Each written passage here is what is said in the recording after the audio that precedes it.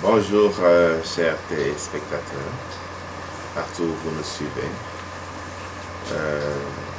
Nous sommes vraiment très ravis de partager encore avec vous une seconde émission de La Voix qui crie dans le désert. Nous avons toujours notre thème qui est le thème de notre campagne pour crier, pour dire au Congolais, réveille-toi Congo, Jésus-Christ règne dans ton pays. Dieu nous a mis à cœur de crier fort aux Congolais, de leur dire effectivement que Dieu les a choisis.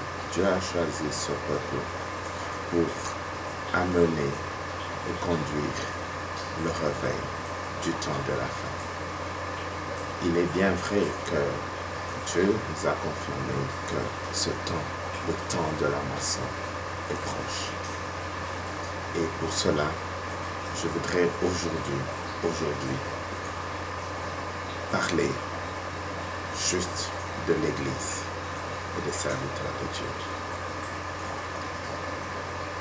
Vraiment, mon cœur plaide puisque Dieu nous a dit que nous soyons des intercesseurs pour cette Église, pour ses serviteurs. Voilà le message que nous allons lire aujourd'hui. Nous allons lire d'abord dans le livre de Matthieu, le chapitre 23, du premier. Nous allons lire le chapitre 23, nous allons lire du 1er au 28e verset. C'est un très long chapitre, très long passage biblique que nous allons lire. Mais je préfère que nous puissions le lire afin que lui nous conduise dans ce que Dieu nous a révélé. Nous allons communiquer beaucoup plus de messages prophétiques de Dieu, mais nous référons sur la Bible. Voilà ce que Dieu dit. Alors, Jésus, s'adressant à la foule et à ses disciples, dit: les spécialistes de la loi et les pharisiens sont chargés d'enseigner la loi transmise par Moïse. Faites donc tout ce qu'ils vous disent et réglez votre conduite sur leur enseignement. Mais gardez-vous de prendre modèle sur leurs actes, car ils parlent d'une manière et agissent d'une autre. Ils lient de pesants fardeaux et les placent sur les épaules des hommes, mais ils ne bougent même pas le petit doigt pour les déplacer. Dans tout ce qu'ils font, ils agissent pour être vus des hommes. Ainsi, pendant la prière Ainsi, les petits coffrets des versets qu'ils portent pendant la prière sont plus grands que ceux des autres, et les franges de leur manteau plus longues. Ils affectionnent les meilleures places dans les banquets, les sièges d'honneur dans les synagogues. Ils aiment qu'on les salue sur les places publiques, qu'on les appelle maîtres. Mais vous, ne vous faites pas appeler maître, car pour vous, il n'y a qu'un seul maître et vous êtes tous frères. Ne donnez pas non plus à quelqu'un ici-bas le titre de père, car pour vous, il n'y a qu'un seul Père, le Père céleste. Ne vous faites pas non plus appeler chef, car un seul est votre chef, le Christ. Le plus grand parmi vous sera votre serviteur. Car celui qui s'élève sera abaissé, et celui qui s'abaisse lui-même sera élevé.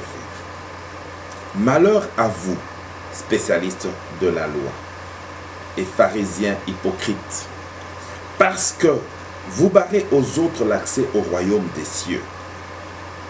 Non seulement vous n'y entrez pas vous-même, mais vous empêchez d'entrer ceux qui veulent le faire. Malheur à vous, spécialistes de la loi et pharisiens hypocrites, car vous dépouillez les veuves de leurs biens, tout en faisant de longues prières pour l'apparence. C'est pourquoi votre condamnation n'en sera que plus sévère. Malheur à vous, spécialistes de la loi et pharisiens hypocrites. Vous parcourez terre et mer pour amener ne fût-ce qu'un seul païen à votre religion. Et quand vous l'avez gagné, vous lui faites mériter l'enfer 2 fois plus que vous.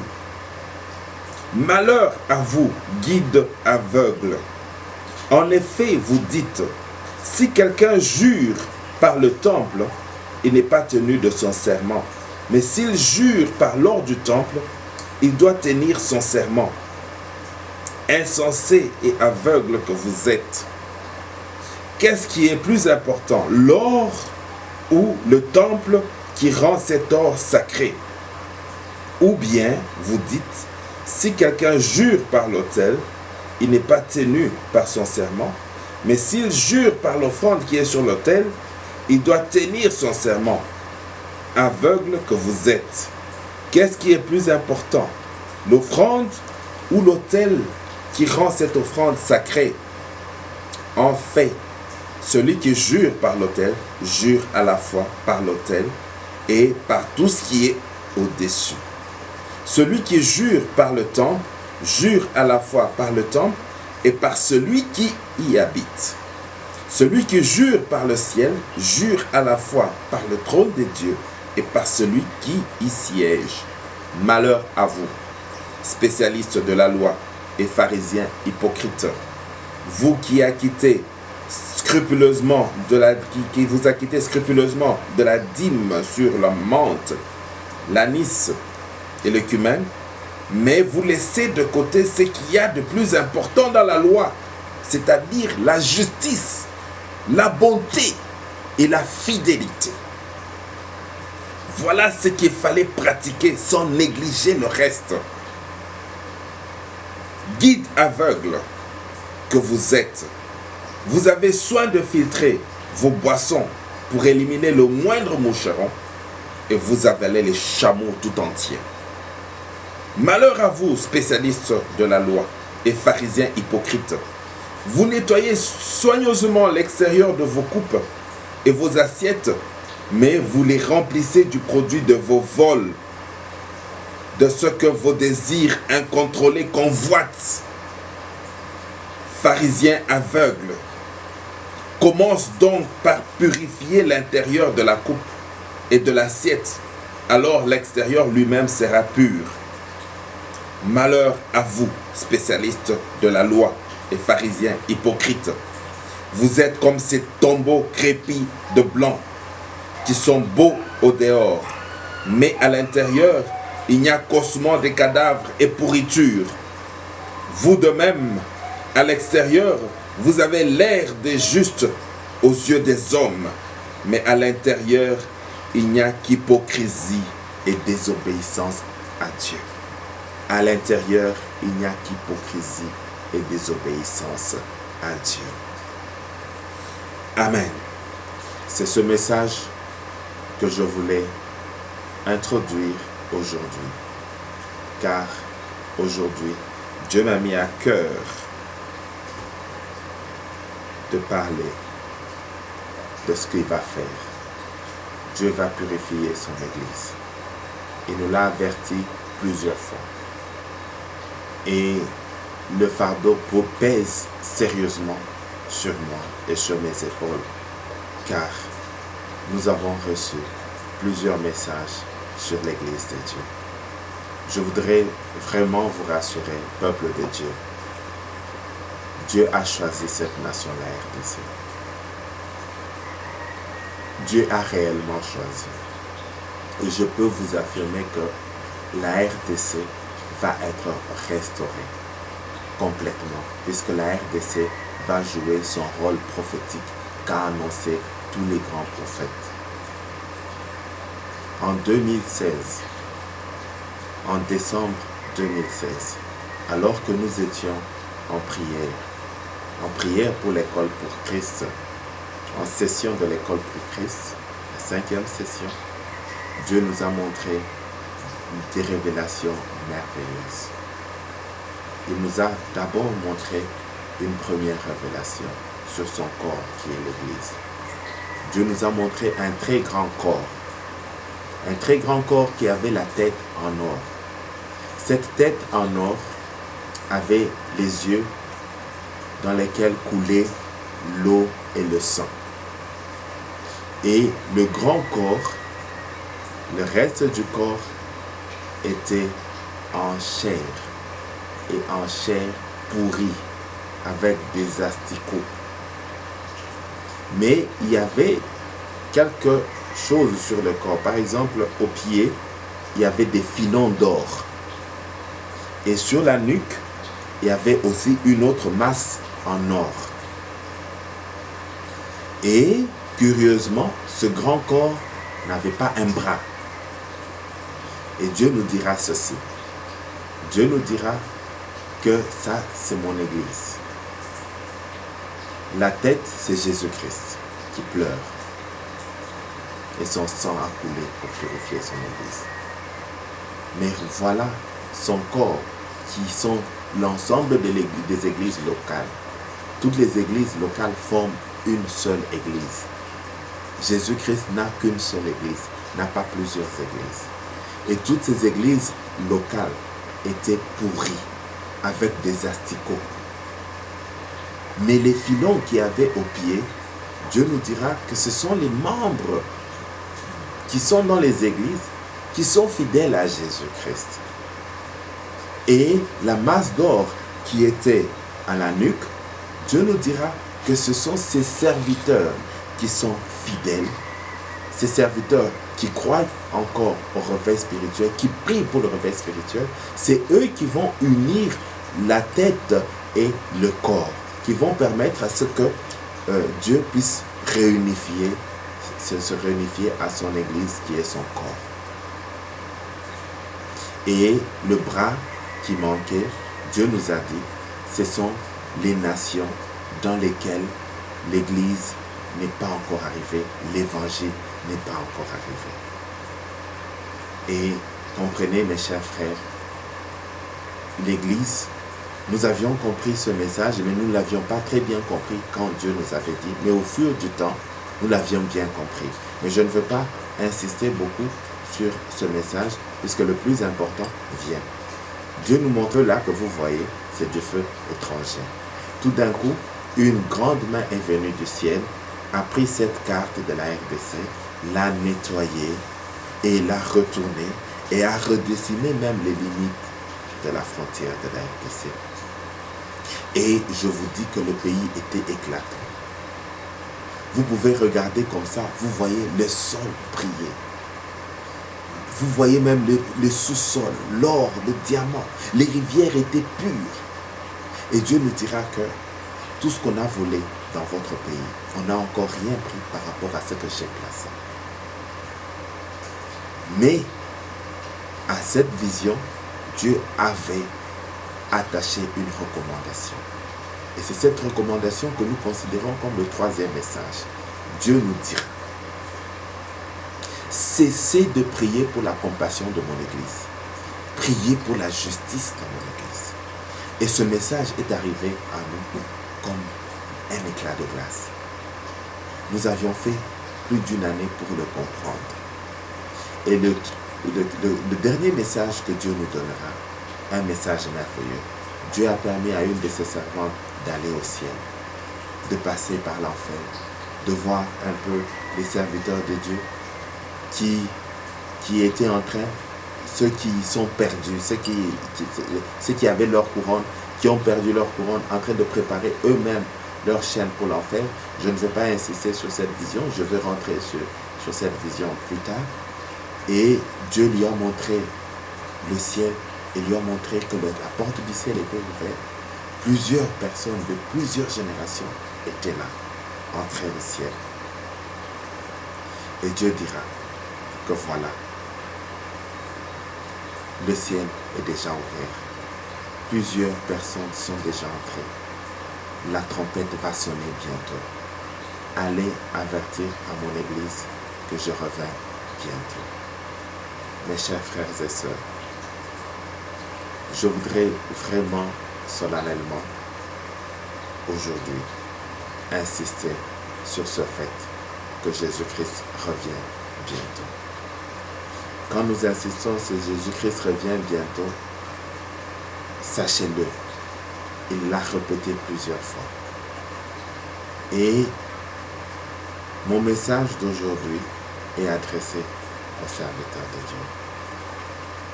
Car nous voulions bien comprendre ce que Dieu avait dit.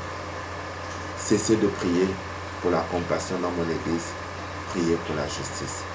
Et dans mon fin fond, j'avais effectivement compris que Dieu va punir sévèrement ses serviteurs.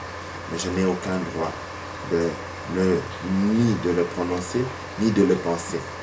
Et je voulais que Dieu puisse nous aider en prière à comprendre cela. Nous avions décidé, comme Dieu nous avait dit qu'il vient bientôt, Dieu nous avait dit de cesser de prier pour la compassion, prier pour la justice. Nous avons voulu amener ce message aux églises de Dieu.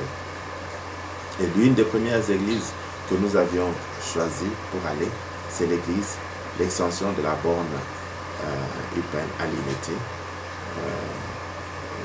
C'est l'église dirigée par le merveilleux serviteur de Dieu, révérend Simba.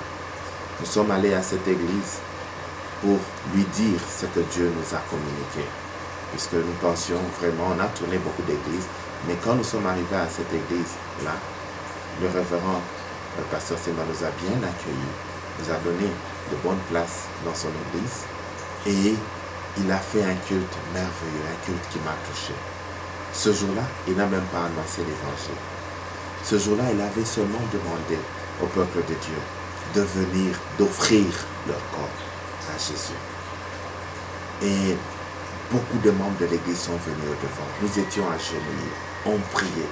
Vraiment, ce jour-là, il y avait une très très bonne présence de Dieu. Et quand on priait, juste à la clôture de cette prière, pendant l'heure où il devait donner son message, il avait seulement laissé ce temps-là de prière et d'offrande à Dieu. Que Dieu le bénisse abondamment. Et quand nous avons cessé, nous avons fini, il a clôturé. Une des choristes a commencé à parler en langue et sa voisine a commencé à l'interpréter. Et l'interprétation qui avait été donnée, il y avait les deux messages qu'on avait amenés. Le premier message, Dieu a encore répété de dire à son église qu'il revient bientôt. Et le deuxième message, c'était sur ses serviteurs.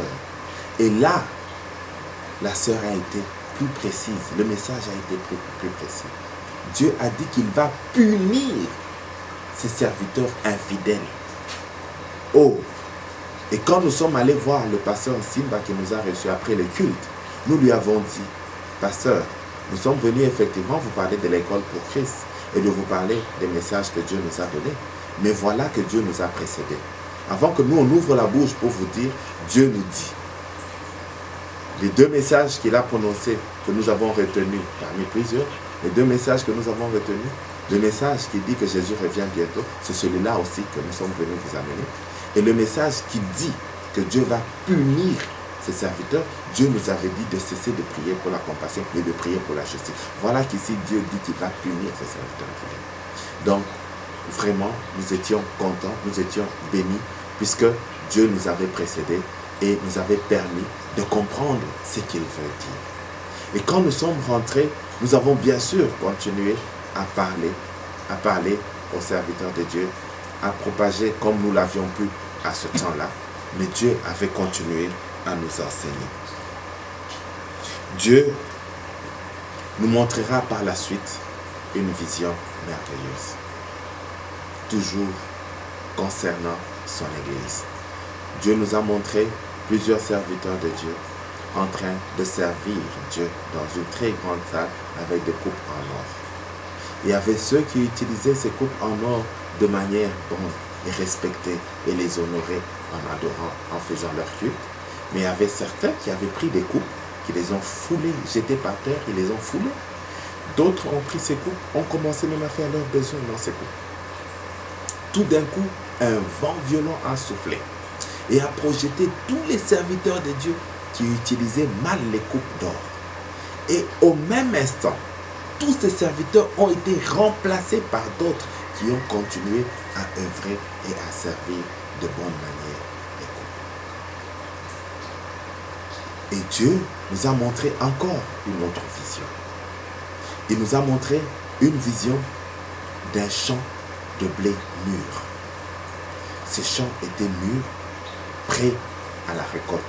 Tout d'un coup, un feu a pris dans le champ. Quand le feu a pris, le feu a brûlé toute la récolte qui était dans le champ. Le blé qui était mûr a brûlé. Mais au même moment, il y a eu une nouvelle sémence que Dieu a placée. Cette sémence-là est arrivée dans le feu. Cette sémence a grandi dans le feu. Et cette sémence a produit le blé dans le feu. Et quand nous avions partagé cette vision, un autre serviteur de Dieu est venu nous dire que Dieu lui a dit ouvertement qu'il va remplacer cette génération de serviteurs de Dieu qui sont infidèles. Il va les remplacer par de nouveaux serviteurs qui lui sont fidèles. Nous avons continué à prier. Nous avons continué à prier cette année-là. Nous avons organisé des mois de prière pour l'Église et pour le réveil spirituel. Et au mois de juillet, lorsque nous avons organisé notre première session de l'école pour Christ dans une église de Kisenso, chez le révérend pasteur Blaise Bemba, un merveilleux serviteur de Dieu. Dieu nous montrera là-bas deux visions importantes. Une première vision effrayante, où Dieu a montré beaucoup de gens à Kinshasa qui étaient coupés, les bras coupés.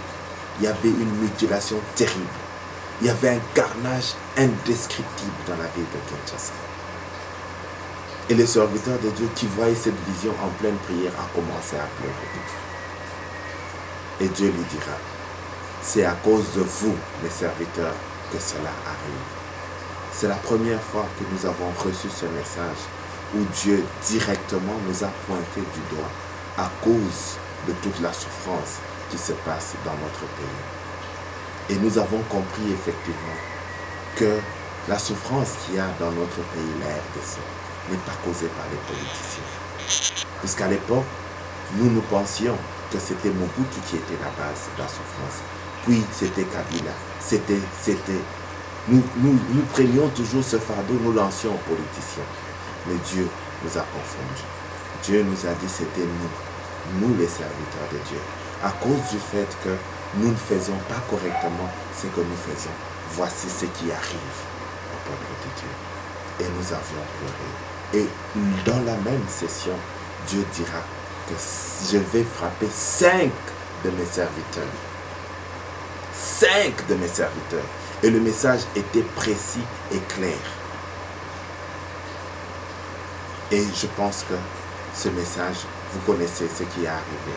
Il y a eu des grands serviteurs de Dieu qui sont morts dans l'année 2017-2018. Et je vous rassure, mes chers frères et sœurs, que Dieu continue à avertir. En janvier 2019, alors que nous avions fait la première session résidentielle dans l'église, notre extension de l'église La Borne à Kinkole, dans l'église de notre merveilleux frère, le pasteur Guy Magisi. Il nous a invités et nous avons fait une session merveilleuse pendant les fêtes de bonne année. Nous, on était là en jeûne et en prière avec son église. Que Dieu bénisse ce moment-là. Et ce moment-là, Dieu nous a beaucoup visités. Et je vous dis, mes chers frères et sœurs, quand nous nous sommes souvenus que Dieu nous avait recommandé de prier pour la justice dans son église, nous avons élevé nos voix le matin pour prier pour que Dieu fasse venir sa justice sur son église. Dieu nous a montré une vision merveilleuse et effroyable. Dieu nous a montré que son ange est descendu au milieu de nous. Et son ange avait une épée. Et cette épée avait le sang comme quelqu'un venant du carnage. Et l'ange nous dira que l'ange de l'Éternel est déjà descendu pour faire la justice de Dieu. La justice de Dieu. Et Dieu nous avait à ce moment-là recommandé de prier ensemble pour la justice, de prier pour les géants qui étaient établis dans la ville de Kinshasa à Limete. Nous avions prié pour ces géants. Nous avions prié et nous avions fait participer beaucoup de serviteurs de Dieu. Même Eden Diaspora, nous avons fait participer beaucoup de serviteurs de Dieu que nous connaissions, qui priaient pour le pays. Et Dieu nous a dit 2 jours plus tard que ces géants ont été éliminés. Nous devons prier beaucoup pour l'Église, mes chers frères et sœurs. Prions pour les serviteurs de Dieu, car Dieu les aime. Dieu aime ses serviteurs. Et à Kalamu, lors de notre campagne qui s'est tenue du 13 au 15, nous devrions en principe tenir du 13 au 14, mais quand nous sommes arrivés le 14, l'Éternel nous a dit que vous devez continuer le 15. Et nous avions sollicité le bourgmestre qui n'a pas refusé, que Dieu le bénisse abondamment. Et nous avons tenu notre campagne le 15. Et Dieu nous a poussés à proclamer des grandes déclarations pour cette nation. Mes chers frères et sœurs, Dieu a insisté. Il a donné ce jour-là même une échéance. Il nous a parlé du 18 octobre, que quelque chose va se passer dans l'Église. Dieu va purifier son Église. Et quand nous sommes rentrés ici en prière, Dieu nous a donné encore une autre échéance, le 29 octobre. Mes chers frères et sœurs, ne prenez pas à la légère ces échéances. Ces échéances sont comme des poids qui sont mis à notre fardeau et nous voulons vraiment les communiquer à l'Église de Dieu. Nous n'avons plus le temps de nous distraire. Il est temps que nous revenions vers Dieu. Il est vraiment temps que nous revenions vers Dieu. Voilà ce que Dieu nous a montré il y a 2 jours, aux petites heures du matin. Quand nous prions, puisque ce fardeau nous portons ce fardeau et nous pleurons puisque Dieu nous a dit solennellement de ne pas juger tous ces serviteurs qui sont tombés. Car ces serviteurs qui sont tombés étaient comme nous. Dieu les a élevés. Mais puisqu'ils n'ont pas fait élever l'intercession au milieu d'eux, le diable les a séduits et ils sont tombés. Et Dieu nous a recommandé d'être leur intercesseur jusqu'à ce qu'ils se répandent. Voilà pourquoi, pour nous, le message que nous portons aujourd'hui, c'est juste un message d'intercession. Nous vous en supplions, par les compassions de Christ. Les messages que Dieu va frapper son Église, ce sont des messages corrects. Voilà ce que Dieu nous a montré il y a 3 jours, il y a 2 jours. Quand on priait, Dieu nous a montré une très grande pirogue dans laquelle il y avait plein de ses serviteurs. Alors que Dieu venait de donner un message qui va renouveler son Église. On se posait la question pour savoir, est-ce que ces serviteurs-là, ce sont les nouveaux serviteurs que Dieu va amener pour renouveler? Tout d'un coup, la pirogue a commencé à avancer sur la rivière. La pirogue a avancé, et il est arrivé un moment, il y avait une très grande chute, et comme un grand tourbillon. Et cette rivière s'est renversée. Tous les mondes, tous les serviteurs qui étaient sur cette rivière sont tombés dans cette chute. Et tout d'un coup, une grande main est venue. Une main percée d'une clou. Et cette main est venue, elle a commencé à ramasser les serviteurs de Dieu. A commencé à ramasser les uns et les replacer dans la pirogue. Mes chers frères et sœurs, il est temps que l'Église comprenne ces choses. Il est temps que vous, serviteurs de Dieu, vous compreniez. Revenons à Christ. Revenons à Christ de tout cœur. Je vous en supplie.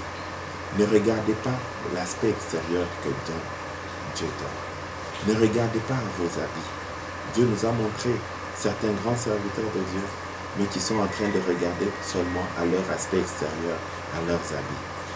Ne regardez pas. Regardez plutôt l'aspect intérieur. Regardez plutôt ce qui purifie l'Église de Dieu. Il est temps que nous puissions regarder à l'œuvre de Dieu. Dieu a montré aussi certains grands serviteurs de Dieu. Dieu nous a dit de leur dire. Et nous faisons encore un effort pour continuer à leur dire qu'ils reviennent vers ses voies. Serviteurs de Dieu, si vous savez qu'aujourd'hui vous avez quitté les voies de Dieu, si vous savez aujourd'hui que vous êtes rentré dans la prostitution, sachez-le, Dieu vous aime. Ce n'est pas encore perdu. Revenez à lui, répentez-vous. Il va vous écouter. C'est votre Père, il vous aime. Même si vous êtes entré dans l'occultisme, même si vous avez fait tuer beaucoup de gens, revenez à lui. Il est temps. Car son épée va circuler bientôt. Ce serait très triste pour nous de constater que vous êtes allé en enfer. Puisqu'en plus du fait que vous avez perdu votre trône, vous allez aller en enfer. C'est encore terrible. Mais il est encore temps de revenir, puisque Dieu va purifier son Église. Et il va le faire. Et c'est certain. Sachez-le, il va le faire. Mais il vous donne encore un temps. Vraiment, revenez. Même si vous vous êtes proclamé Dieu, même si vous avez cette tendance, revenez vers Dieu. Revenez vers Dieu. Je suis très content pour les serviteurs de Dieu qui aujourd'hui commencent à déclarer, à dire, à faire même des campagnes que Jésus-Christ revient bientôt. Oh Seigneur, tu es merveilleux. Nous sommes vraiment dans la joie. Que nous puissions avoir le même message et prêcher le même message, ça c'est Dieu. Mais ce message, nous devons le prêcher non pas avec nos lèvres, mais avec nos cœurs. Nous devons le prêcher avec nos cœurs. C'est dans la manière dont nous allons faire les choses que Dieu est en train de voir. Puisque au même moment que nous devons prêcher que Jésus-Christ revient, au même moment, nous devons agir pour préparer son retour. Eh bien, c'est vrai. Agissons. Mettons-nous ensemble. Nous ne devons plus encore nous séparer. Acceptons-nous. Nous devons nous unir. L'Église doit s'unir. L'autre fois, je vous ai dit que quand Dieu dit en Ésaïe 1, 18, au verset 7, qu'il attend de nous, le peuple congolais, une offrande. Cette offrande, ce sont les âmes perdues. Ce ne sont pas les âmes perdues de la RDC, mais ce sont les âmes perdues du monde entier. Et c'est ça ce que nous devons faire. Unissons nos efforts pour que tous nos moyens aillent pour que toutes ces âmes perdues soient gagnées vers Christ. Unissons nos moyens. Cessons de faire de très grandes choses qui ne vont que faire paraître notre moi. Nous n'allons pas offrir toutes nos grandes églises que nous sommes en train de construire à Dieu. Nous n'allons pas offrir tous nos habits, tous nos voyages, tous nos diplômes que nous sommes en train de chercher. Nous allons offrir les âmes perdues à Christ. Si effectivement ce que nous faisons, c'est pour que les âmes soient perdues, gloire à Dieu. Même si nous construisons une grande église pour que nous puissions gagner les âmes, gloire à Dieu. Mais si nous construisons une église pour que les gens puissent voir que nous avons construit une église, ce n'est pas pour la gloire de Dieu. Mais tout ce que nous faisons, sachons-le, si nous le faisons avec notre cœur tourné vers Dieu, c'est pour sa gloire. Dieu regarde au cœur. Nous nous jugeons mal puisque nous sommes que des pécheurs. Nous avons des yeux pécheurs. Je n'ai aucune prétention de juger vos actes. Aucune. Pardonnez-moi si mes paroles ont jugé vos actes. Je ne suis que petit. Vous êtes mes aînés. Mais ce que je vous en supplie du fond de mon cœur, revenez vers Christ. Dieu vous aime. Revenez de tout votre cœur. Unissons-nous. L'Église est une. Nous devons nous parler. Il ne doit pas y avoir de barrière entre nous. Nous devons discuter. Nous devons partager de ce que Dieu nous communique, puisque nous devons faire tout pour que cette Église soit sauvée. Dieu va restaurer ce pays. Dieu va le restaurer à travers son Église. C'est cette Église que Dieu va utiliser pour ramener son règne dans le monde entier. Et Dieu a besoin de vous. Dieu Je vous en supplie, Dieu a besoin de vous. Il est temps que nous puissions revenir vers Dieu. Il est temps que nous puissions revenir. Mes chers frères et sœurs, je vous en supplie. Que Dieu vous bénisse abondamment. Revenons de tout notre cœur à notre Dieu. Que Dieu vous bénisse.